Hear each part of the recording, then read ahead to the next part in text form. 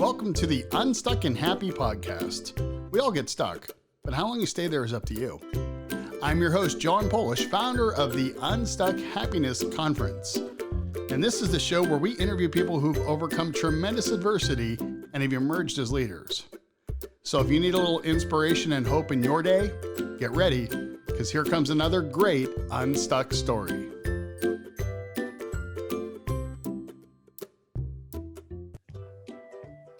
Well, welcome to another edition of Unstuck and Happy. I'm really excited about today's show. You know, it seems to me that when you think back at the positive things that happen in our lives, we can see all the time and effort and energy that went into making it happen. But the negative things that have happened in our lives, it seems like those kind of happen instantaneously. And sometimes they seem to happen one right after another. And I have with me today a special guest who has demonstrated a ton of resilience in the face of adversity. And she has one story after another. Please help me welcome Ann Moss Rogers. Thank you for having me, John. Thank you for doing this. I really appreciate it. Ann has done a TEDx talk. She also has written a book. Tell us again real quick the title of your book, Ann.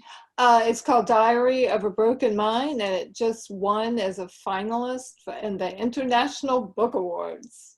Congratulations. That is an awesome achievement. Yeah, I'm real excited about that because my soul is between those two book covers. Right. So when you were 15, you had a diving accident. Tell us a little bit about that really quick. I did. I was on the swim team and I was out swimming with my friends. We lived on a lake and I was quite a bit taller than all my friends. And somebody said, well, I knew how to do a racing dive. And somebody said, let's do a sailor's dive. And I'm like, what's that?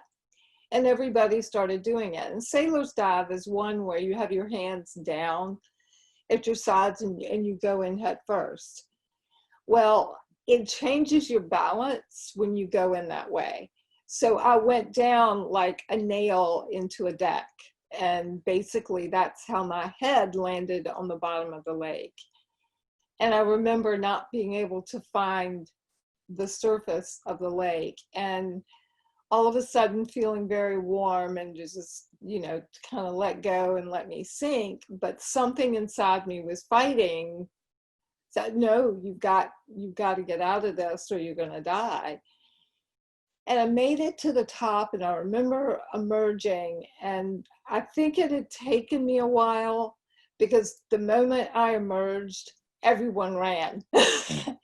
And what I didn't understand at the time is they ran to go get help and left me there in the middle of the lake. So I'm like, I guess I got to figure out how to get out myself. And, long story short, I did. And I didn't know my neck was broken at the time. I thought I was okay until I stood up. And then, whoa, I was like, it's not okay. So they took me by ambulance. And I probably had one hair from being a quadriplegic. And I'm really, really grateful and there's some survivor guilt there because I have met people who had this exact same accident and didn't have the outcome that I had. I had months of rehabilitation, of course, but I definitely survived. And I think that was the first time I learned to build that resilience. I met other people in the hospital, particularly a young man who had been burned. And his father had thrown gasoline on him and lit him on fire. So every night when they would bathe him, they would scrape his skin. And, this is back in the 70s, and I would hear him blood-curdling screams of pain. And the next morning he would get in his wheelchair and he would come in our room. I was in traction, so I couldn't leave. And he would come in telling jokes. And I thought, I'm going to be like that kid. I mean, he had just got, all these terrible things that had happened to him and a parent that was just did something awful to him. And yet he comes in every morning with that smile on his face. And I've never forgotten. I wish I knew his name, but I've never forgotten that young man. It's amazing how we see people, we think that we have it bad. We see people who should be feeling even worse than us, but they're doing okay. And that does wonders for us and our psyche. That's honestly why I started Unstuck, so that people out there who are feeling stuck can see what others have gone through and be able to still live a happy life. And so I, Exactly. you're I doing it mean, right now just by doing this interview. You're an example of that as well. So thank well, you. thank you. Yeah. And so I'm sure that for a long time you thought that was going to be your story, right? Oh yeah, I thought, man, I've ticked that box, and now everything else in life is going to be wonderful, because that's how you think when you're a teenager. Absolutely. I had a car accident back in 2002 where I almost lost a leg, and I thought, man, this is going to be a story. And now it's like I have to remind myself to tell that story once in a while, because so many others have happened since. So after that, um, brain tumors. After that, I think when I was 18, I was attacked at knife point, and barely escaped rape and murder. And again, got really lucky. I just decided to fight, and I almost didn't win that fight. It was very close, but I did. And then in 1999, my youngest son, Charles, I looked at me and he goes, "Mom, your tongue is crooked," when he told me to stick out my tongue for some reason. And I said, "No, it's not." And I look in the mirror and I'm like, "It's paralyzed on the left side." And then I couldn't figure out what was going on, but I knew something was really, really wrong. So I immediately called my doctor and I asked him about it. And he said, "Come in right away." And this was actually my oral surgeon, because I had just had oral surgery and I just talked to him on the phone and I had his direct line. And I knew that he would get me in to see who I needed to see really quickly, because he was very well connected. So I went in to see him, and he leaves the room and he comes back and he says, "You have an appointment with your general practitioner." And I said, "Oh, when?" And he goes, "20 minutes." And I was like, okay. So I went to my general practitioner, and he scheduled an MRI for the next day. And by the next evening, I had a phone call from a brain surgeon that told me I had a brain tumor. And that's what was causing the paralysis in my tongue, which is a hypoglossal nerve. I mean, you have about a 1 in 5 billion chance of getting this tumor. And I had surgery that couldn't remove it. Then I had another surgery 9 months later. They did remove it. So they took apart my whole face and put it back together. And 3 years later, I had cranial reconstruction, and it returned in 2014. And I had radiation in 2017, which killed it finally, but also it did leave me with some deficits. But again, nothing I can't live with. So, wow. How do you do that? How do you live with that? There had to be moments where you just felt like giving up. It never crossed my mind. There was one time when I was leaving the dentist or oral surgeon's office and going to my doctor, and I start crying and feeling sorry for myself. I'm gonna die, I'm gonna die. And then I remember telling myself, "Oh, shut up. You don't know anything. What are you doing? You need to buck up. You need to do what it takes." And I guess my feeling is always to fight. And maybe had it been a different prognosis, I would have had a different attitude. I don't know. But I just felt like I was going to survive. And that's what I kept telling myself, whether it was true or not. It was a benign tumor, so that's the good news. But it was in a very dangerous part of my head, and it was threatening my life. And it was wrapped around my carotid artery, so it was no joking matter. And people do die all the time of benign tumors, and this is a really dangerous one. So I don't know. I had a really good doctor, and I had faith in the system. Mm-hmm. And I had a lot of support, and I looked for that support, and I depended on that support. So Do that you was a think that big part. having been through two basic near-death experiences in the past kind of helped you, like, Oh, for sure. Yeah, all those are resilience building blocks. And that is one thing I would like people to see. Their agonizing experiences is actually healing experiences, and it does build resilience. There's no way I could have faced some of these things without having been through what I went through in the past. yeah, I do a 3-day retreat model now. I call it Moving Beyond, where, kind of help people deal with emotional intelligence throughout the 3 days. But I always start off with having them write a letter to themselves 10 years into the future, just kind of forming that, what do I really want out of life? Am I going to get it kind of thing? But then at the end, we go back and write a letter 10 years in the past, I or like even that. further. And the letter in the past is interesting because they will write out all the horrible things that they're going to go through in that 10-year period. And then you can see the resilience, like things that, oh, wow, I thought this was going to be the end, and I made it through, and I made it through this, and I made it through that. And then after writing that letter, they feel a lot stronger and more resilient just when they take a look back at all the things they actually have overcome. Yeah, writing writing is definitely, it's such a sense of discovery. And when you're doing it, you may need 3 boxes of Kleenex, but there's an incredible release once you've written something. And then you look back over it and you see it's kind of like part of the tapestry of your life. Right. I remember when I was going through my traumas and that, people would tell me, you should sit down and write a book. And I'm like, I don't read books. Why would I write one? And I locked myself up in a coffee shop every night. Within a couple of weeks, there was a book there. And people were like, well, how long did it take you to write the book? Well, either 2 weeks or 20 years, depending on how you want to look at it, right? All that experience was in my head, just waiting to come out somehow. So putting it Two on paper weeks. is, Oh, wow. It took me 6 months just to get a first draft.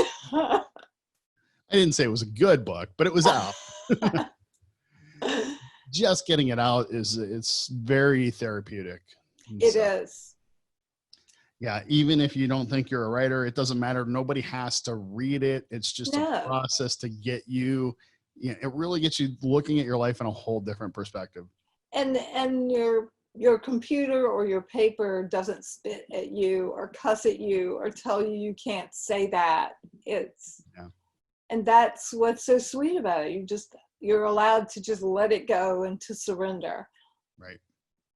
So you haven't told your big story yet. Go ahead, tell us. I I thought, don't even want to preface that. Just go for it. yeah, I thought, man, I checked all the boxes. My life would just be shining going forward because, my family's had enough. And then in 2010, my son started to show a lot of issues with drug and alcohol misuse, actually. And I couldn't figure out why.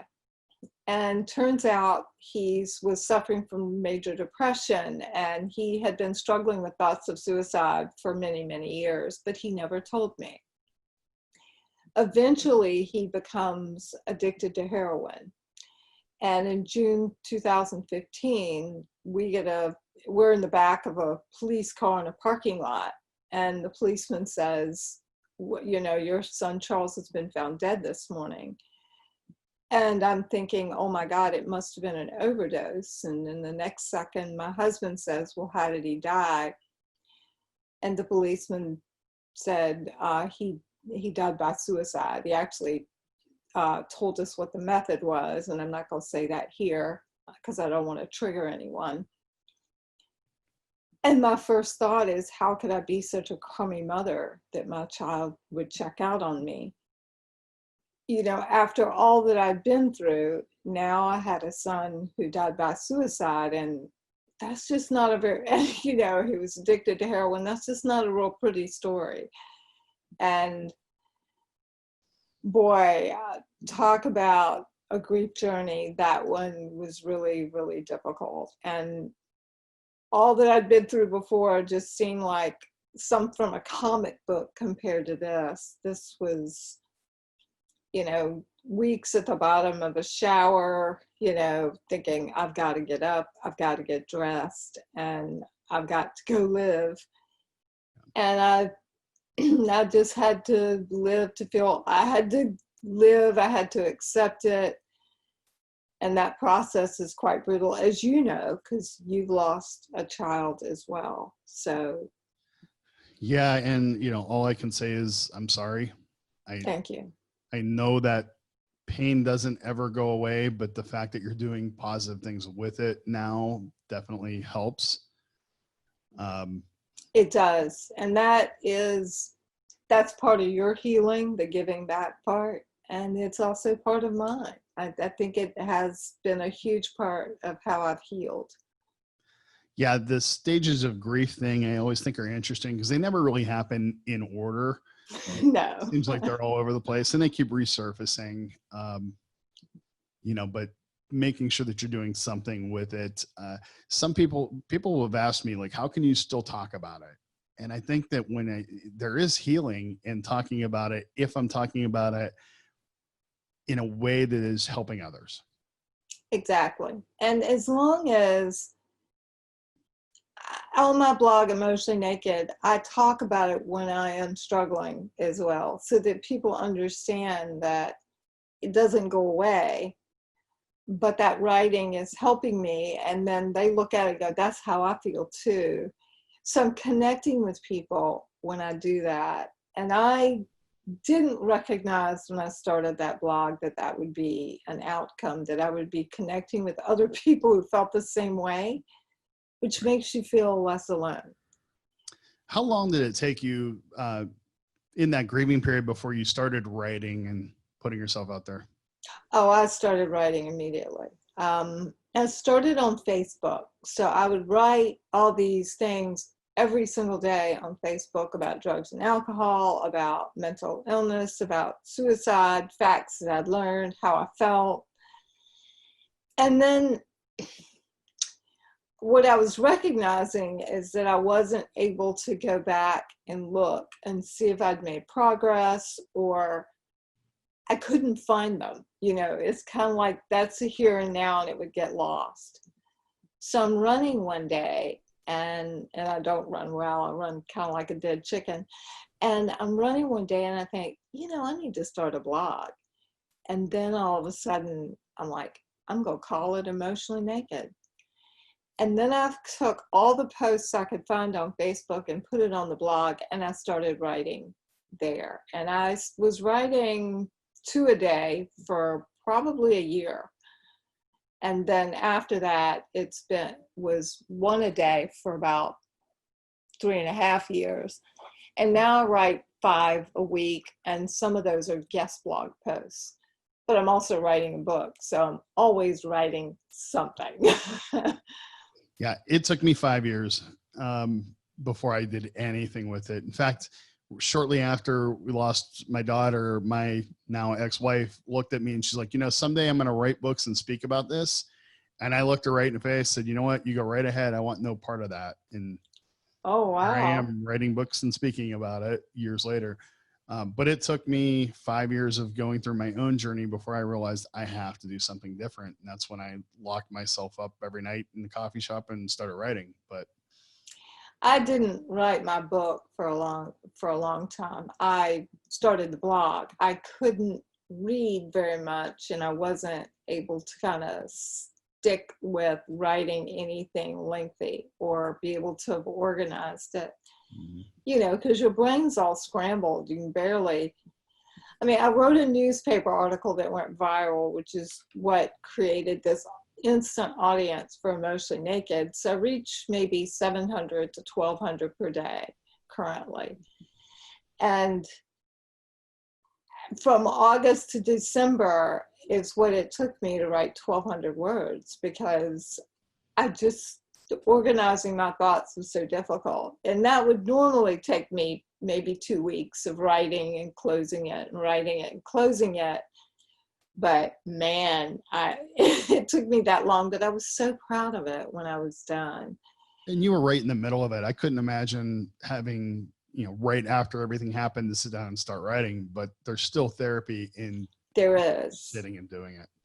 And when they called me to say that it had published, I had to pull over to the side of the road. I was in the car and I almost had a panic attack. I'm like, what am I doing? I'm telling my whole family story and sharing all this ugly naked mama grief. Nobody's ever going to want to read it. And I was just so totally wrong about that. Yeah, I love the emotionally naked. At the time that everything happened with me, I had zero emotional intelligence whatsoever. I was a high school teacher and football coach at the time. Emotions were a sign of weakness. They weren't something you talked about or shared. And over the years, I have studied and learned. I now teach emotional intelligence. And I actually, in just this week, was recording an online course that I'm calling Moving Beyond, but a big part of it is 7 different elements that I've learned about emotional intelligence, and I'm referring to it as your emotional skin. Oh, I like that. This is what makes up our, I guess, emotional nakedness, if you will. Right. I trademarked Emotionally Naked. I'm surprised that the URL was available and that nobody else had registered the trademark. And I'm like, I better get it done so nobody takes it. So what made you think Emotionally Naked? How'd you get there?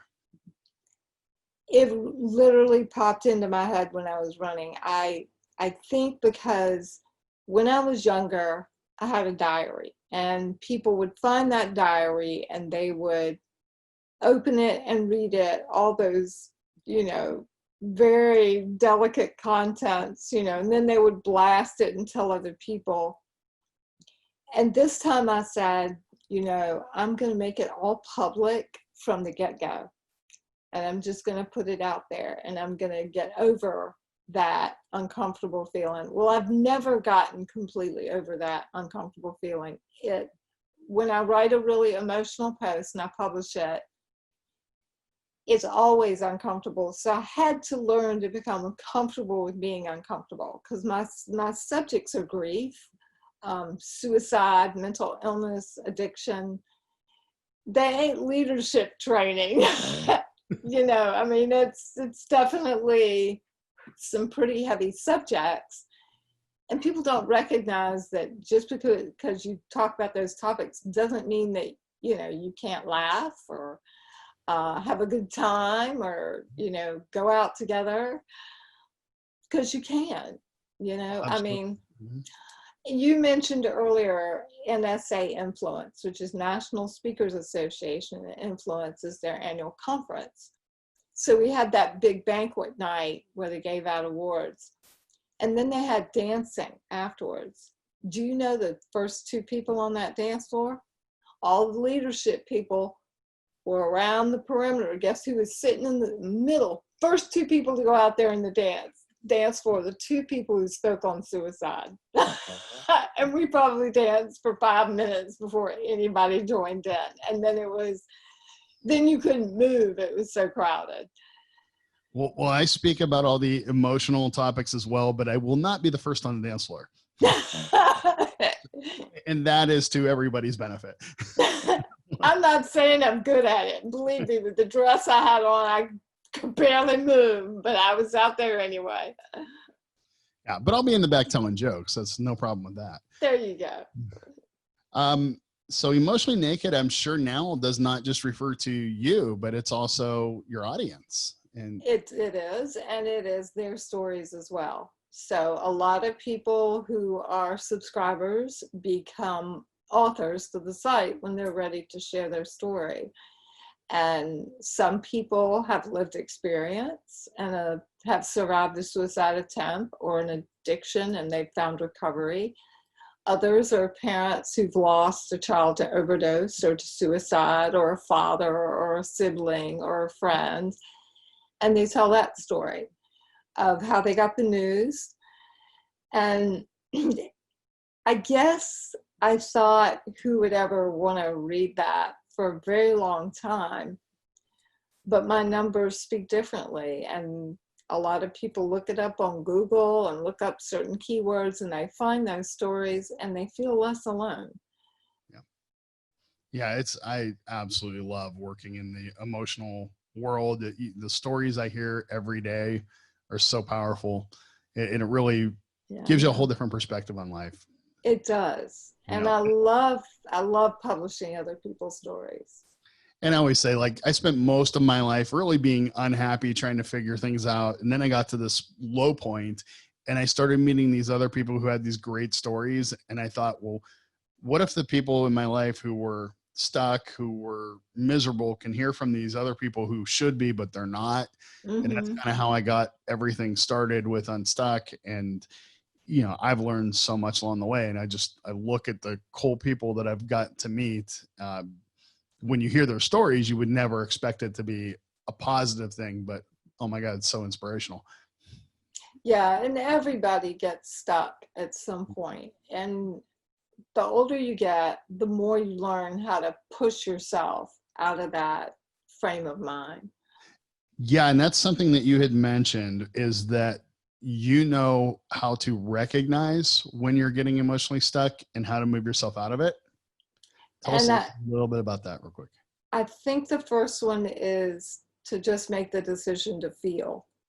A lot of us instinctively want to push it away or numb it. Let's head to the bar. Let's go get some Ben and Jerry's ice cream. But Ben and Jerry's ice cream never solved a problem. It pushes it away to a later date, and you're not any better equipped. And I think it's kind of like circling the wagons, is if you keep pushing it away and numbing it, it comes out in ugly and unattractive ways, like bitterness and anger. And I don't want to live the rest of my life that way. My son wouldn't want me to live the rest of my life that way. And it's just recognizing when I'm starting to wanting to deny that grief. Although now, 5 years later, when I feel it, I grab it, hold it, and cuddle with it, because it's the only tie I have to my loved one. So it has a completely different feeling than it did just 5 years ago. You know, I love what you just said. It's you saying it's the only tie you have to your loved one.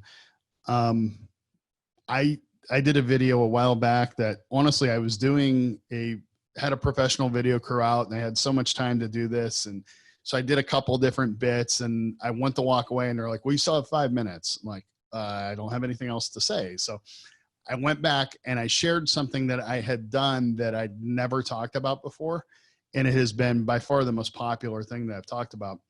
And that is something I called scheduling your pain. To every once in a while, put it on your calendar to go feel bad. Mm-hmm. Give yourself permission to feel, because those things in your life that have been traumatic for you, they don't leave you. It's not like you ever get over it. And in your case and in mine, we don't want to get over it. No, we learn to incorporate grief into our lives. Right. So rather than carrying it around with us all the time, we find an outlet to allow ourselves to feel and express that in a different way. Exactly. And so for me, I would call it scheduling my pain. Every once in a while, there's a park that I will go to, and I'll just go there and be with my thoughts. And I will intentionally take time to think about the different things in my life that have caused me to be there.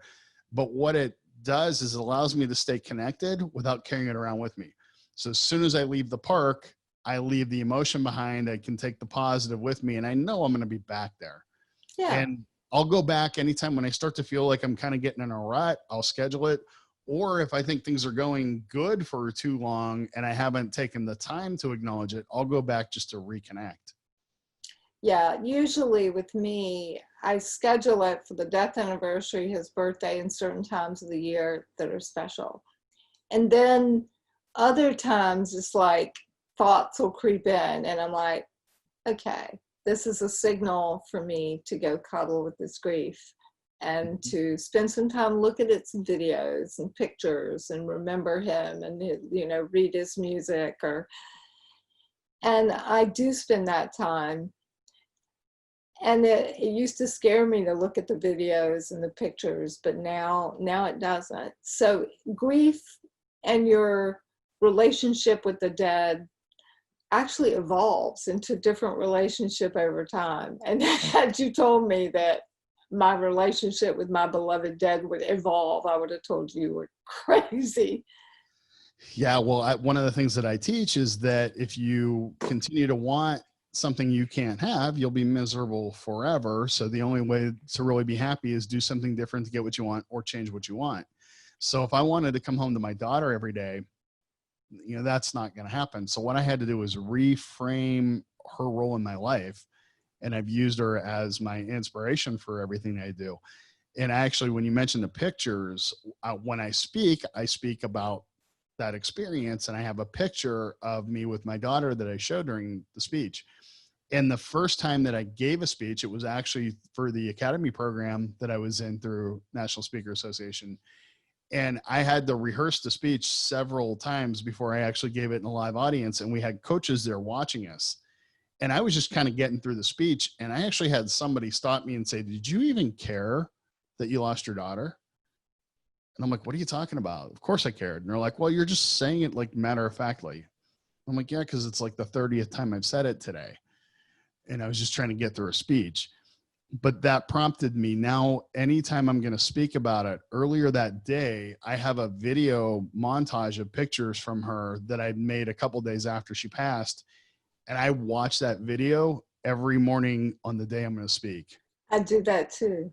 Yeah. So that when that picture comes up, that emotion it doesn't overwhelm me because I haven't seen it in a while, but it's also takes me back in that moment and it's very real. So it never seems like it's just part of a speech.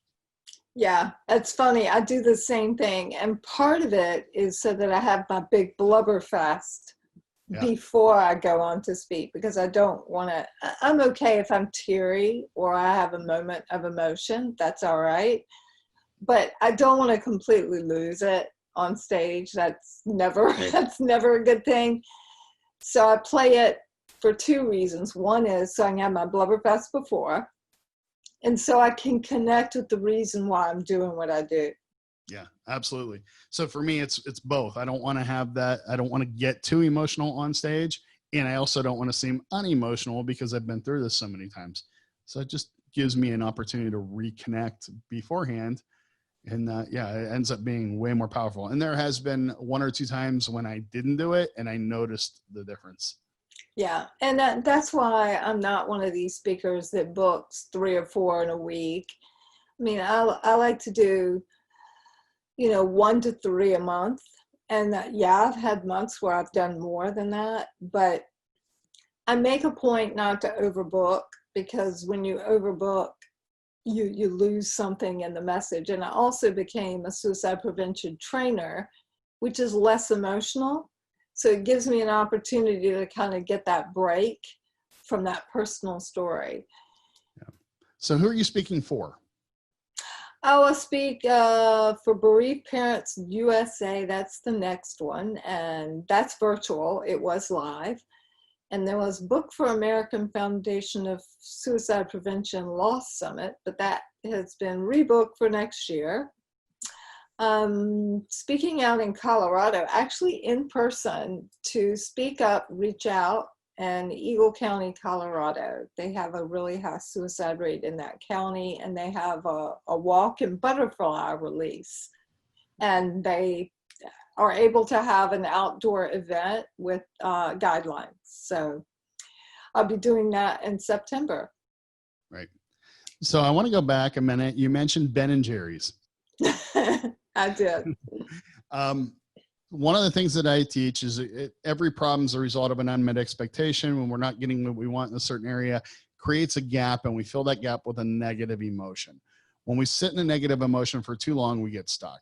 Well, what a lot of people will do is once you start to feel that negative emotion taking over, they look for a distraction. Mm-hmm. So it might be Ben and Jerry's, it might be alcohol or Alcohol. drugs, Mhm. anything to take your mind off the problem. What I have kind of come up with is to ask yourself, when you start to feel that, ask yourself two questions. Why do I care about this? And how long am I going to care? And the how long is really important, because if it's something that, okay, in a day, a week, a year, if I'm not going to care about it in an hour, then a distraction's fine. I can keep myself busy. If I'm still going to care about it a year from now, whatever the problem is, then I would need to distract myself for over a year before the problem is gone. Right. So there's no Mhm. drinking binge or no Ben and Jerry's that's going to outlast the problem, No. which means you're going to have to eventually stop and deal with it.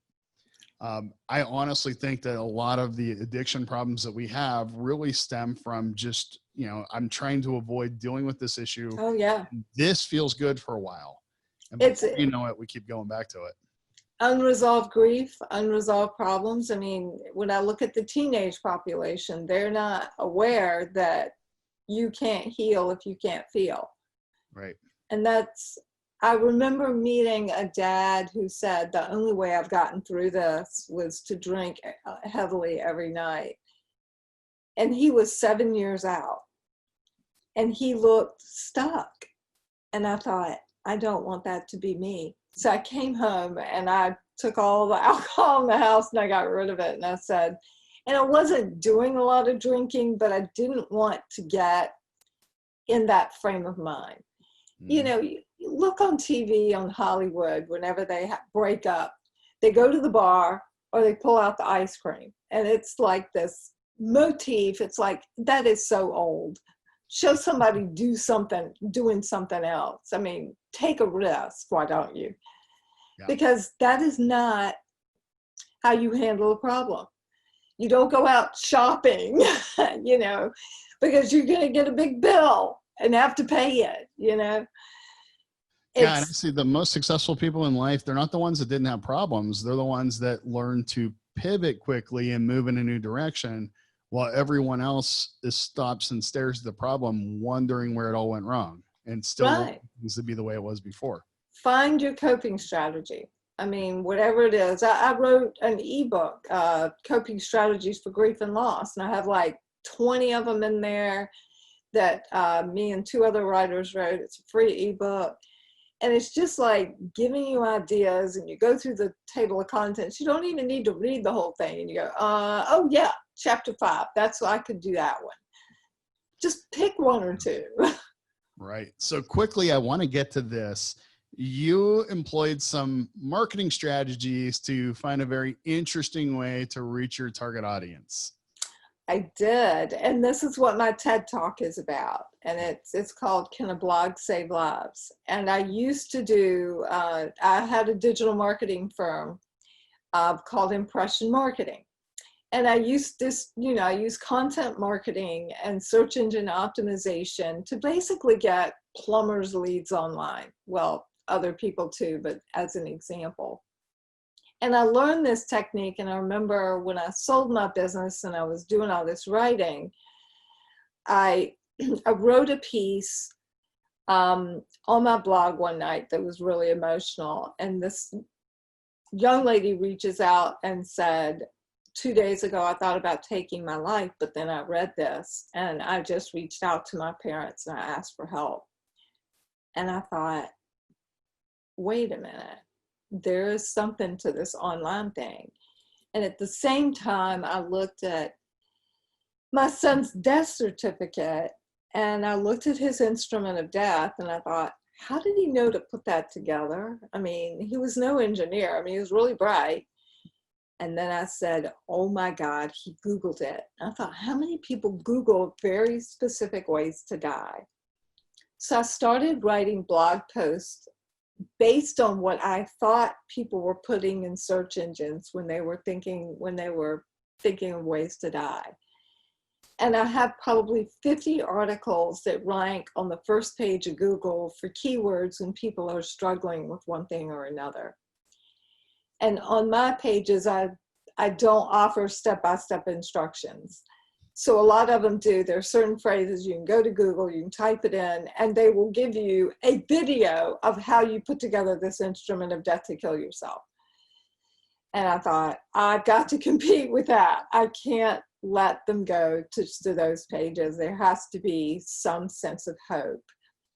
And so I put a video on my page. I think my video actually ranks #1 in the world. And the blog posts anywhere from 4 to 6 on any given day. And 4,000 people a month come to that post. And I see them calling the hotlines, using the text lines, ordering books, looking at the resources. And then I have a couple of links to other articles. One is, how do you choose someone to tell, and how do you tell them when you want to die? So it's got scripts.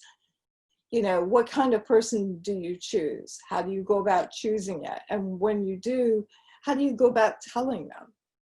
What do you say?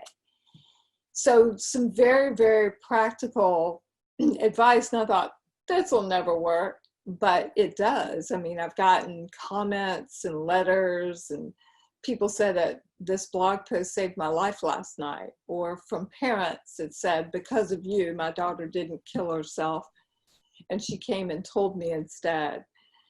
And I'm people who were like so close to ending their lives and found this article and decided that I'm going to tell someone instead. And boy, so many emotions come up when you say that. Wow. First of all, I can't believe that there are people out there that are writing those types of posts, how-to instructions anyway. And if you are somebody who is considering looking for something like that, keep in mind that they didn't do it, or they wouldn't have written the article. Right. It's amazing that people would even think that. So thank you for interceding there and kind of taking some of their traffic away from them. It's crazy that people would even try that. I know. One day I'm going to have a meeting with Google, and we're going to talk about it.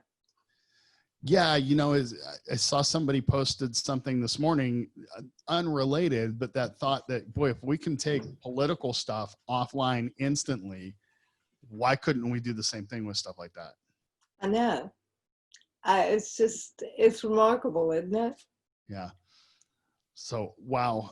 Thank you so much for sharing your story. What are you looking forward to? What's coming up in your near future here? I've really got my nose to the grindstone. I'm writing a new book called The Emotionally Naked Truth About Student Suicide. So if there are any teachers out there or principals who have been through student suicide at your school, I want to talk to you, because the stories that I'm including in this book are what makes it different. I'm under contract with the division of Wiley Publishing to finish this by the end of November. No pressure there, right? And you're a teacher, so if you know of anybody. Not anymore, but yeah, I was. many decades ago. Right. So it's well needed. So again, thank you very much for that. How can we get in touch with you or follow you, stay connected with you?